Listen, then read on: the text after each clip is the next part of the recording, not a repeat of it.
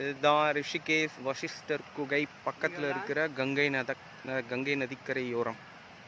மக்கள் எல்லாம் இங்கே மட் பாத், அதாவது மண்குளியல் எடுப்பாங்க. மண்குளியல். ஸோ இங்கே வந்து மக்கள் எல்லாரும் அங்கே பாருங்கள், அங்கே ஃபுல்லாக லேடிஸ், இந்த பக்கம் ஃபுல்லாக ஜென்ஸ். சரிங்களா? வசிஷ்டர் குகை இங்கே இருக்குது. இங்கேருந்து வசிஷ்டர் குகையில் உள்ள தியானம் பண்ணிவிட்டு நடந்தீங்க வந்தால் கங்கை நதிக்கரையோரம். இங்கே மக்கள் வந்து கங்கை நதியில் இருக்கிற அந்த மண்ணை உடம்புல பூசி, சேறு மாதிரி எடுத்து பூசி, வெயிலில் நல்லா உடம்பை காய விட்டுட்டு அப்புறம் கங்கையில் நல்லா குளிப்பாங்க.